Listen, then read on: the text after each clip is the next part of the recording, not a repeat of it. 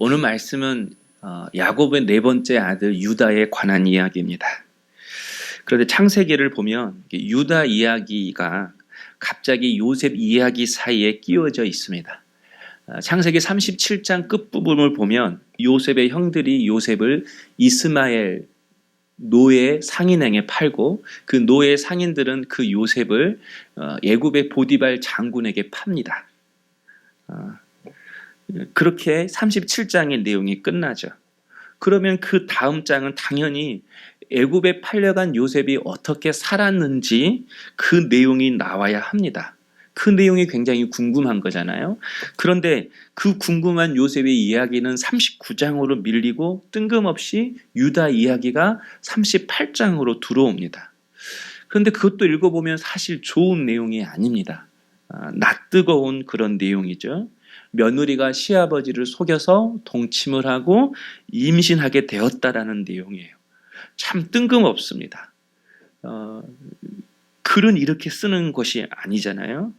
그런데 왜 갑자기 유다 이야기를 여기에다가 집어넣었을까요? 나무의 관점으로 보면 그 이유를 알 수는 없습니다. 그런데 숲의 관점으로 보면 그 이유를 알 수가 있습니다. 왜냐하면 유다와 유다 자손을 통해서 후에 다윗의 왕가가 세워지고요. 그리고 이 유다와 유다의 후손을 통해서 메시아가 나오게 됩니다. 사실 성경의 흐름으로만 보면 아브라함, 이삭, 야곱 그리고 그 다음에 믿음의 족보로 요셉이 들어올 만합니다. 왜냐하면 요셉은 노예였다가 국무총리가 되었잖아요. 나라를 살리고 자신의 가문을 살렸습니다. 시대의 영웅이고 능력 있고 실력 있고 똑똑하고 믿음까지 있는 그런 사람이잖아요. 그런데 요셉이 예수님의 족보에 들어온 것이 아니라 예수님은 유다의 후손을 통하여 이 땅에 오셨습니다. 그러니까 37장 끝나고 바로 38장에 요셉의 이야기가 들어오지 않고 그 38장의 유다 이야기가 갑자기 들어오는 그 창세기의 배열을 통해서 이런 하나님의 마음을 느낄 수가 있습니다. 야곱의 아들 중에는 요셉만 있는 게 아니야. 유다도 있어. 유다가 동생도 팔고 세상에서 방황도 하고 간음도 했지만 그가 어떻게 바뀌었는지 잘 봐봐. 그가 어떻게 변화되었는지 자세히 봐봐. 그가 어떻게 쓰임받았는지 한번 봐봐. 주님이 그걸 말씀해 주시는 것 같습니다. 성도 여러분, 하나님은 요셉만 주목하는 게 아닙니다. 유다를 주목하셨습니다. 그리고 그 하나님은 유다뿐만 아니라 오늘 우리도 주목하고 계십니다. 유다만큼 어떻게 보면 유다보다 더 연약하고 세상의 죄 가운데 살던 우리이지만 하나님은 우리를 통하여 역사하실 것입니다. 우리를 변화시키시고 우리를 새롭게 하시고 우리를 바꾸셔서 우리를 하나님의 도구로 쓰실 것입니다. 우리를 통해 예수 그리스도를 드러내게 하실 것이고 또한 우리를 통해 하나님의 뜻을 이루어 가실 것입니다. 하나님의 관심은, 하나님의 주목은 바로 여러분, 나 자신에게 있음을 믿고 우리 주님 앞에 믿음으로 더 가까이 나갈 수 있는 우리 사랑하는 성도님 될 수 있기를 주님의 이름으로 축복합니다. 그렇다면 하나님은 어떤 은혜를 통해서 유다를 바꾸셨을까요? 어떤 은혜를 주셔서 유다를 새롭게 하시고 그리고 그를 통하여 하나님의 도구가 되게 하셨을까요? 바로 그것은 유다에게 임했던 죄사함의 은총입니다. 유다는 완전한 죄 용서, 속죄함의 은혜를 입게 된 것입니다. 1절에 보면 유다가 아버지와 형제들을 떠나 살게 됩니다. 그리고 이방 사람 아둘람 히라와 가깝게 지냅니다. 히라라는 이 뜻이 고귀하다, 찬란하다 그런 이름의 뜻이 있어요. 그러니까 한마디로 돈 많고 잘 노는 그런 세상 사람인 것이죠. 그러니까 하나님의 말씀의 원리로 유다가 살아가는 것이 아니라 세상의 방식으로, 세상의 원리로 삶을 살기 시작했습니다. 그러다가 이방 여인, 가나안 여인을 만나서 결혼하게 되었고 세 아들을 낳았습니다. 그 세 아들의 이름이 엘과 오난과 셀라였습니다. 그런데 7절에 보면 맏아들 엘이 다말이라는 여인과 결혼을 합니다. 그런데 이 엘이 자녀가 없이 일찍 죽어버렸어요. 엘의 가문, 장자의 가문이 이제 사라지게 된 거죠. 그런데 이스라엘 문화에는 계대 결혼법이 있습니다. 형이 자녀가 없이 일찍 죽으면 그 다음 동생이 형수를 취하여 임신을 하게 하고 자녀를 주어서 형의 가문을 잇게 하는 것이죠. 그런데 둘째 동생 요난이 그렇게 하지 않았습니다. 형수와 잠자리만 하고 씨는 주지 않은 겁니다. 왜냐하면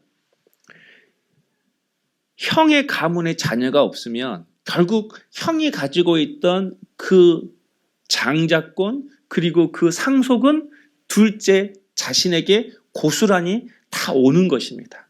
그러니까 굳이 형수에게 자녀를 줄 필요가 없는 것이죠. 그런데 이것이 하나님 보시기에 악했습니다. 그래서 오난을 치셨어요. 그리고 이제 남은 아들은 막내 셀라뿐이었습니다. 그런데 이 순간 유다가 이런 생각을 하는 거예요. 며느리 다말이 들어와서 큰아들 죽고 둘째 아들 죽었다. 다말이 들어와서 내 아들 다 말아먹겠네. 그래가지고 이제 남은 셋째 아들 셀라는 이 다말에게 주지 않는 거예요. 아직 어리다라는 핑계로. 그런데 셀라가 장성하였어도 여전히 유다는 며느리 다말에게 수절하라고만 했을 뿐 이 막내 아들을 주지 않았습니다. 그런데 어느 날 시간이 지나서 소문이 들렸어요.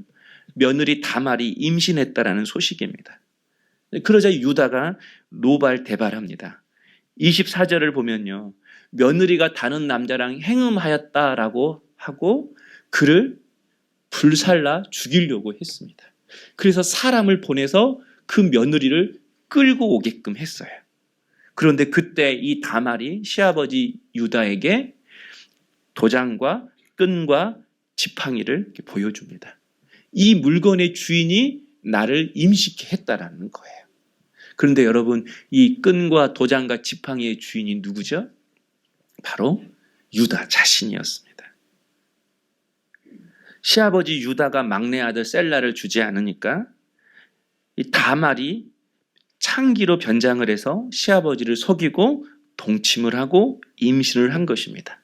그리고 그 잠자리에 대한 대가로 화대로 지팡이와 끈과 도장을 받은 거예요. 성도 여러분, 이렇게 며느리가 자녀를 얻기 위해서 시아버지를 속이고 잠을 자서 임신한 이 일, 여러분 어떻게 생각하십니까? 당시에도 그렇지만 지금도 윤리적으로 있을 수가 없는 일이죠. 어떤 사람들은 이런 내용 때문에 구약 성경을 폐기해야 한다고 말하는 사람들도 많이 있습니다. 어떻게 이런 내용이 성경에 나올 수가 있는가? 성경에 기록하기에는 정말 낯뜨거운 일입니다. 그런데 이런 며느리의 모습을 보고 유다가 26절에 이렇게 말합니다. 유다가 그것들을 알아보고 이르되 그는 나보다 옳도다. 그는 나보다 옳도다. 여러분, 자신을 속이고 동침해서 아이를 가진 이 며느리의 행동보다 오히려 자신이 더 옳지 못했다라는 거예요. 이 말은 그러니까 며느리의 행동이 다 옳다 그런 뜻이 아니에요. 하나님의 뜻과 더 가깝다라는 뜻이거든요. 그러니까 유다는 이 며느리보다 하나님으로부터 더 멀리 떨어져 있다고 말하는 거예요. 며느리의 행동보다, 며느리의 삶보다 자신의 행동이, 자신의 삶이 더 못하다. 이것을 깨닫게 된 거예요. 어떤 순간요? 유다가 그것을 알아보고 다말이 꺼내놓은 도장과 끈과 지팡이를 보는 순간 유다는 자기 자신을 본 것입니다. 자신이 어떻게 삶을 살아왔는지 그 순간 자신의 죄를 보게 된 거예요. 여러분 1절을 보면 유다가 집을 떠났다고 합니다. 아둘람 사람 히라와 가까이 지냈다라는 것은 세상에 벗하며 살았다라는 것이죠. 그리고 가나안 여인과 결혼을 했습니다. 당시 가나안 여인은 철저하게 우상의 문화에 쩌들어 있는 그런 삶 속에 사는 그런 여인이었습니다. 우리가 알다시피 자기의 깨로 욕심으로 살았던 야곱도 가나안 여인이 아닌 하나님의 뜻대로 자신의 민족 안에서 여인을 취했습니다.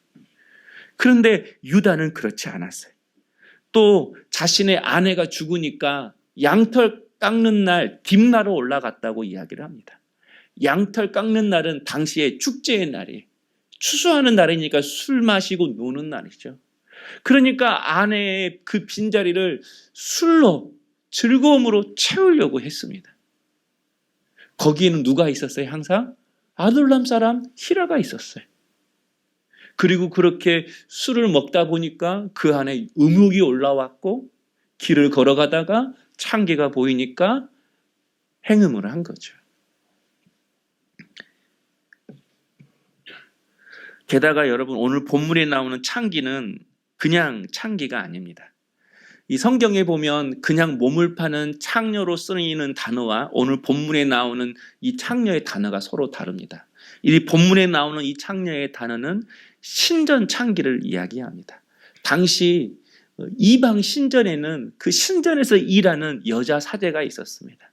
그런데 이 여자 사제와 남자가 성관계를 맺으면 바알과 아세라 우상의 이 신들이 서로 기뻐해서 풍요와 다산의 축복을 준다고 여겼습니다. 그러니까 유다는 단지 행음만 한 게 아니죠.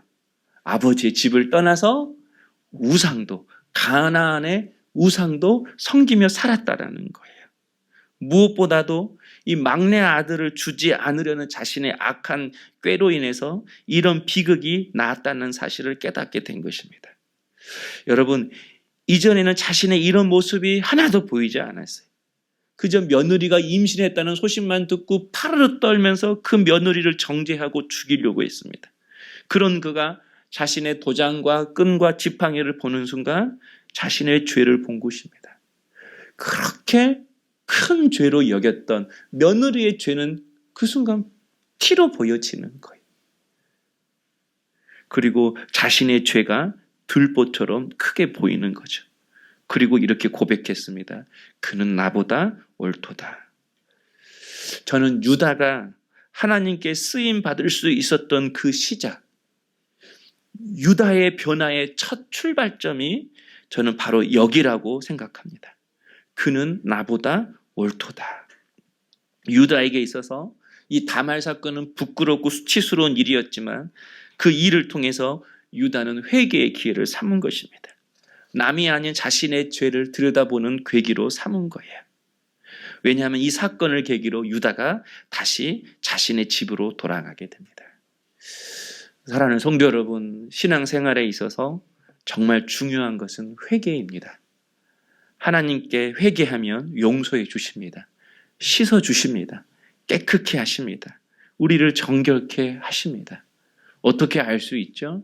마태복음 1장에 보면 예수님의 족보가 나오는데 그 족보에 유다의 이름이 들어가 있습니다. 이 말은 유다를 하나님께서 완전히 깨끗게 하셨다라는 거예요. 죄 용서의 은혜를 베푸셨다라는 거예요. 그리고 시아버지를 속여서 동침한 다말의 이름도 들어가 있습니다. 다말도 하나님이 깨끗게 용서하셨다라는 것입니다. 하나님이 우리에게 원하시는 것은 우리가 진심으로 회개하는 것입니다. 그런데 여러분, 진심으로 회개하는 것이 어렵습니다. 이유는 우리의 죄를 보지 못하기 때문에 그래요. 그래서 내가 죄인임을 깨닫지를 못하는 것입니다.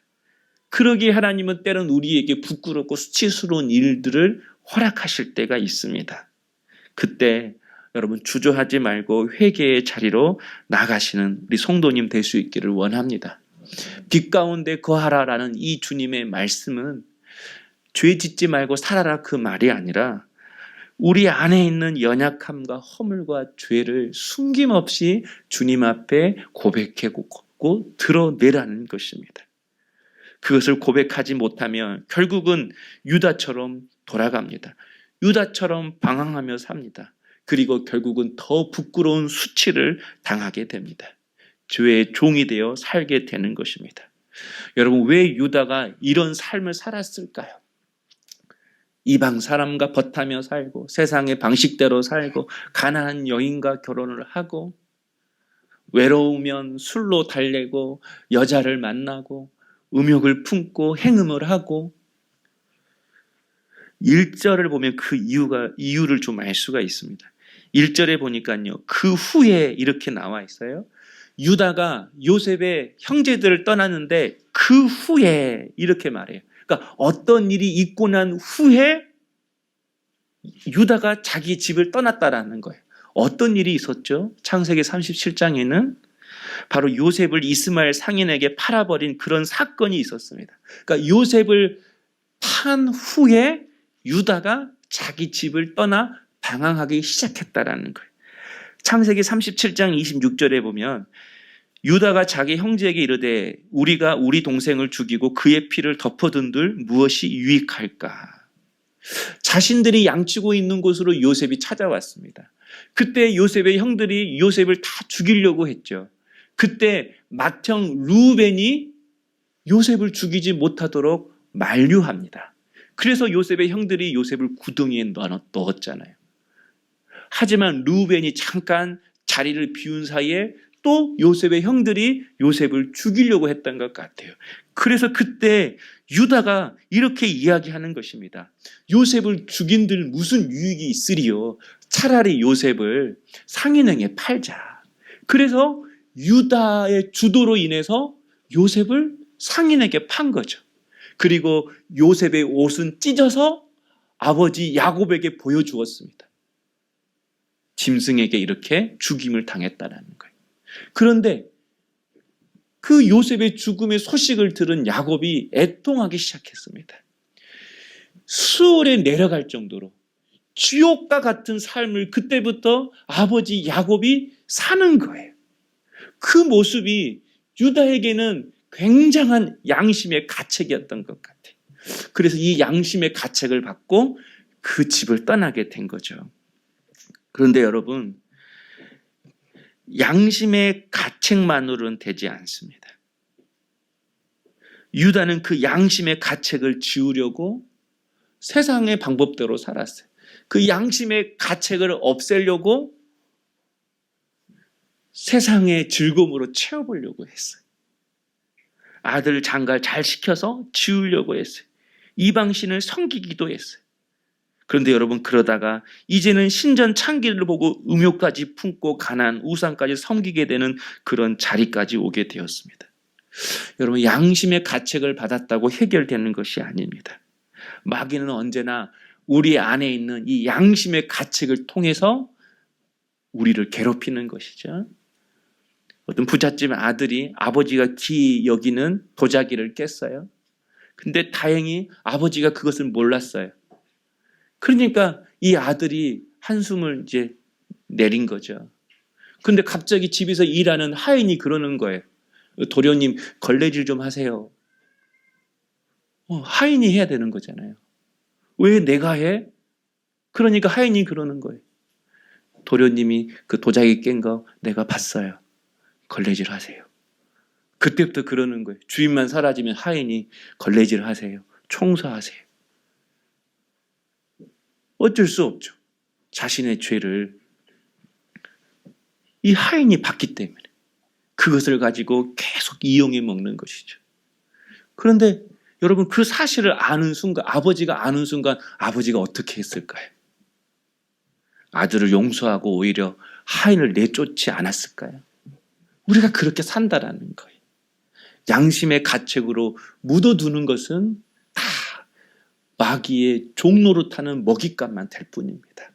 세상 것으로 달래고 채우고 없애려고 해도 내 양심에 쓰여진 이 죄의 목록들은 절대로 씻겨지지도 않고 없어지지도 않습니다. 내 안에 있는 이 죄는, 양심의 가책은 하나님 앞에 고백할 때에 깨끗하게 씻어주시는 거예요. 깨끗하게 용서해 주시는 거예요. 그래서 여러분, 하나님께 회개해야 합니다. 하나님께 고백해야 되는 것입니다. 사실 적당히 살려는 사람들에게는 오늘 말씀의 은혜도 없을 것이고 그렇게 다가오지도 않을 것입니다. 그런데 잘 살아야지, 좋은 아빠 돼야지, 좋은 엄마 돼야지, 좋은 남편, 좋은 아내 돼야지, 좋은 하나님의 사람 돼야지, 이런 마음이 있다면 반드시 이 죄사함의 은혜를 누리고 사셔야 합니다. 우리는 다 죄인입니다. 다 허물이 있습니다. 죄 짓지 않고 살아가는 사람은 한 사람도 없습니다.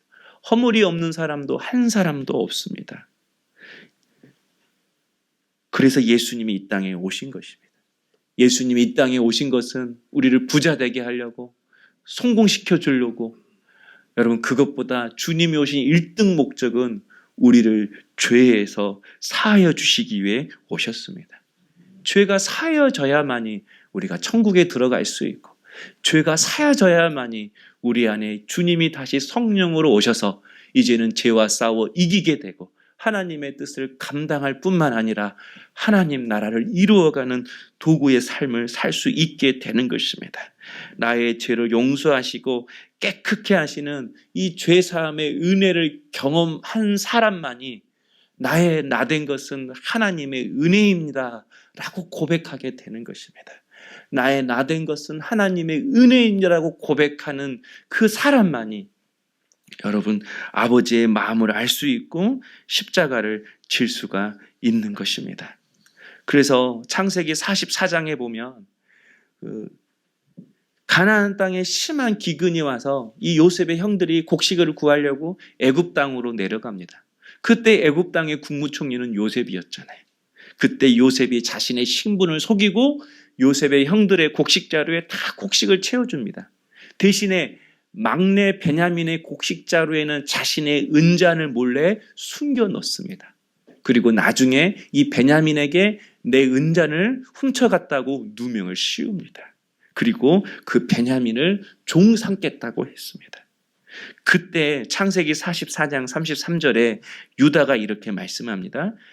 이제 주의 종으로 그 아이를 대신하여 머물러 있어 내 주의 종이 되게 하시고 그 아이는 그의 형제들과 함께 올려 보내소서. 여러분, 형제 중에 유다가 나서서 동생 베냐민 풀어주고 내가 대신 당신의 종이 되겠습니다. 그렇게 지금 이야기하는 거예요. 동생 살려주시고 대신 내가 죽겠습니다. 그러는 거죠. 여러분, 유다의 이 고백 때문에 요셉이 자신의 신분을 밝히고 형제들의 화해가 이루어집니다. 유다의 이 고백 때문에 요셉의 형제들 야곱의 가문 가운데 있었던 모든 시험이 그치게 되는 것입니다. 유다의 고백, 동생 베냐민 살려주시고 대신 나를 죽이든지 종이 되든지 하십시오. 성도 여러분, 우리의 시험이 언제 끝날 수 있을까요?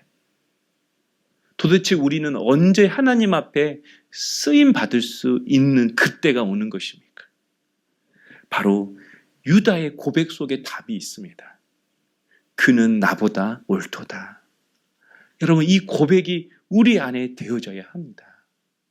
우리는 항상 십자가 앞에 다른 사람을 세웁니다.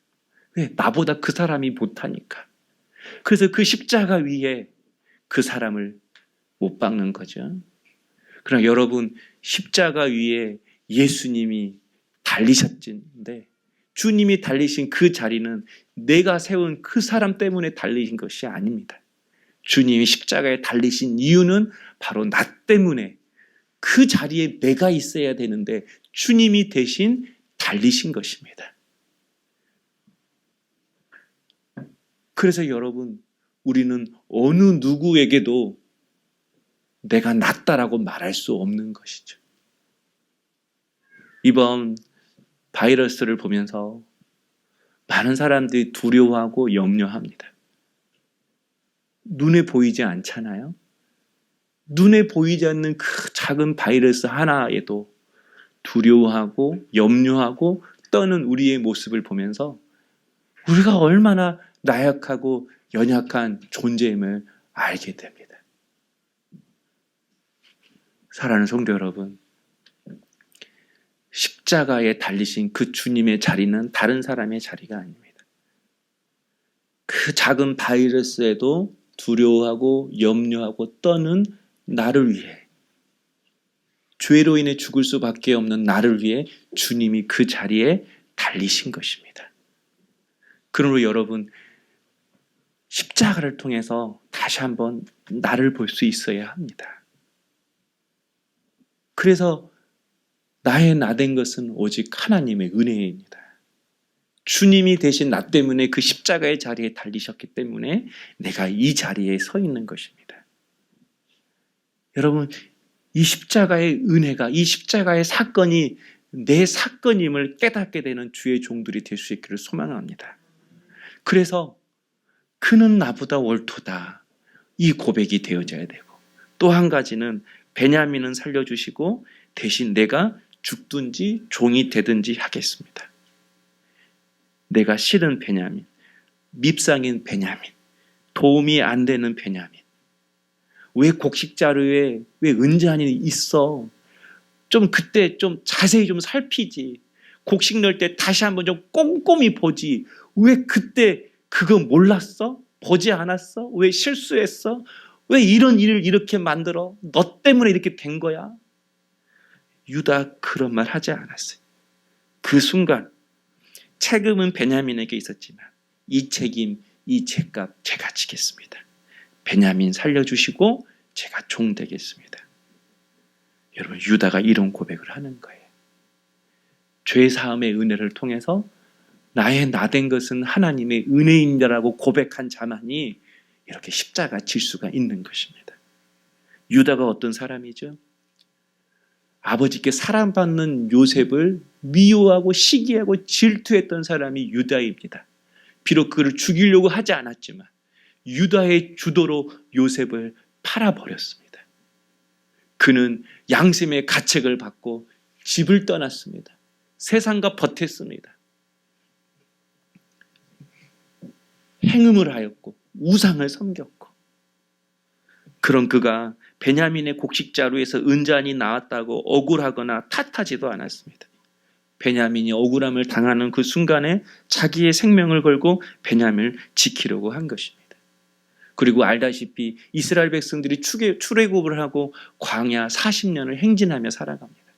그때 제일 앞장 섰던 선봉 지파가 유다 지파였습니다. 나팔이 불면 제일 먼저 짐을 싸고 행진 준비를 했던 그 지파가 유다 지파였고, 멈추라는 신호가 들리면 제일 먼저 아무런 군소리 없이 짐을 풀고 그 자리에서 순종했던 지파가 유다 지파였습니다. 적군을 맞이하면 선봉에 섰기 때문에 제일 먼저 적군과 싸워야 하는 그 지파, 그래서 희생해야 하는 지파가 유다 지파였습니다. 그런데 여러분, 이스라엘 백성들이 광야를 출발하기 전에 모든 백성의 수술을 계수했어요. 그리고 40년 광야길을 마치고 광야의 끝자락에서 그 다시 백성의 수를 계수했습니다. 근데 여러분, 그렇게 희생하고 앞장섰던 유다의 백성의 숫자가 훨씬 더 늘어났어요. 가장 큰 지파가 되었습니다. 여러분, 이게 하나님이 우리에게 은혜를 주시는 원리이고 방법이라고 생각합니다. 우리 주변에 우리를 힘들게 하는 사람들이 있습니다. 당신 때문에 힘들었어. 너 때문에 힘들었어. 내가 이렇게 힘든 건 다 그 일 때문이야. 물론 그 심정 이해합니다. 그러나 여러분, 시간이 흘러도 너 때문에, 당신 때문에 이런 말이 자꾸 나오면 여러분, 지금 연단을 잘못 받고 있는 것입니다. 오랫동안 신앙생활을 해도 나는, 내가 자꾸 그러면 여러분, 지금 훈련을 정말 잘못 받고 있는 것입니다. 주의 길을 잘 걸어가는 사람의 고백은 그는 나보다 옳도다. 베냐민 살려주고 대신 제가 종이 되겠습니다. 이게 믿음의 길을 걸어가는 하나님의 사람의 입에서 나오는 고백이 되어야 하는 것입니다. 이런 고백이 없는 사람은 지금 살 길이 무엇인지도 솔직히 모르는 사람들이에요. 무엇이 시험을 그치게 하는 것인지 세상은 다 아는 것 같고 세상의 이치는 다 말하고 유창한 것 같지만 아니요, 아무것도 몰라요. 하나님의 방법으로 살아가는 법, 하나님께 축복받는 법, 아무것도 모르는 거예요. 우리 인생의 시험을 그치게 하는 비결, 우리의 인생의 변화의 첫걸음은 바로 유다의 마음을 품는 것입니다. 이것이 바로 십자가입니다. 십자가의 사랑인 것입니다. 예수님의 마음인 것입니다. 저는 여러분이 이 십자가의 비밀을 알 수 있기를 주님의 이름으로 축복합니다. 지금 우리나라가 힘듭니다. 그러나 여러분 성도의 자세는 누구의 탓을 할 때가 아니라고 생각합니다. 오히려 이때에 각자 자신의 죄를 좀 보는 시간이 되었으면 좋겠어요. 내가 하나님 앞에 어떻게 살고 있는지 나를 다시 한번 십자가의 앞에 세우고 우리의 죄, 나의 허물, 나의 연약함을 밝히 깨닫고 주님 앞에 고백하는 그런 시간이 되었으면 좋겠고 오히려 이런 계기를 통해서 우리 조국교회가 다시 한번 십자가 앞에 서서 교회 안에 들어온 모든 세상의 헛된 문화, 가치관들이 깨끗하게 씻겨지고 오직 주의 복음만이 다시 한번 선명하게 드러나는 그런 은혜의 계기가 되었으면 좋겠습니다.